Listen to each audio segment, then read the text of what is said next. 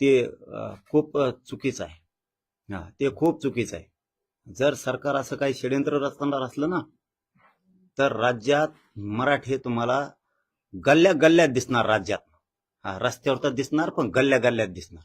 कारण आमचा जीव की प्राण होता समाजाचा शेवटी संतोषभाई देशमुख. आणि तुम्ही जर त्यांची इतकी क्रूरपणे हत्या घडून आणली, तुम्ही जर सांगताय की मग त्याचा संबंध नाही, सरकारला आणि मुख्यमंत्र्याला जाहीरपणानं सांगतो पुन्हा एकदा की याच्यात हे सगळे आरोपी आहेत 302चे. यांनी सगळ्यांनी कट रचलेला आहे. यांच्या पैशापायी, यांच्या गुंडगिरीपायी, यांच्या दादागिरीपायी यांनी आमच्या एक गरीब मराठ्यांच्या लेकराचा बळी घेतला. सुट्टी नाही.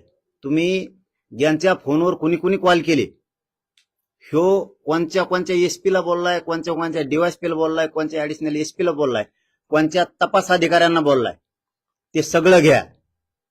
ते अधिकारी सुद्धा याच्यात सहआरोपी करा. आता याला कोणचा मंत्री आतापर्यंत बोललाय, ही सगळ्या फोनचे रेकॉर्ड काढा यांचे, ते सुद्धा सगळे घ्या. त्यांना कोणाला सोडू नका. राहिलेले आरोपी हे कधी पकडायचे? ते मुख्य आरोपी हा सुद्धा मुख्यच आहे, आणि याला पाठ देणारा पण मुख्यच. पाठबळ देणारा जो आहे ना, पळून जायला, इतके दिवस बाहेर ठेवायला. इतके दिवस तुम्ही बाहेर ठेवला होता, हे काय षड्यंत्र करायचं ठेवला होता का?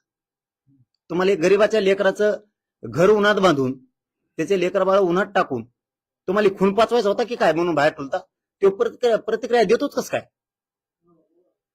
एक लेकरू मारून टाकलं तुम्ही, प्रतिक्रिया कस काय देतो तू? मा संबंध नाही, नामकं नाही, तमकं नाही. हे एक याच्यात कुणीच वाचत नाही. याच्यात हे कोणीच वाचत नाहीत ना. कोणचा मंत्री वाचतो ना, त्याच्यात मंत्री वाचतो ना, आमदार वाचतो ना, खासदार वाचतो, कोणी वाचत नाही याच्यात. हे सगळे एकमेकाशी बोललेले आहेत. यांचे तसे कॉल डिटेल आहेत, हे एकमेकाला बोललेले आहेत. कारण एवढी मोठी घटना झाल्यावर यांनी त्यांच्या नेत्याचा आधार घेतलेलाच आहे, आणि ज्यांनी केलंय त्यांनी पण याचा घेतलेला आहे, यांनी त्यांचा घेतलेला आहे. हे एकमेकाचा आधार घेतलेला आहे. ह्यो आणि राहिलेले आरोपी हे कधीच सुटता कामा नयेत. हे मुख्यमंत्र्याला जाहीरपणानं सांगतो, कधीच सुटता कामा नयेत. ही सगळी अंडर ट्रायल चालली पाहिजे, याच्यावर मोका पण लागला पाहिजे. कारण शब्द तुम्ही दिला मुख्यमंत्री साहेब, तुमच्या शब्दावरती हे कुटुंब आज जिवंत आहे.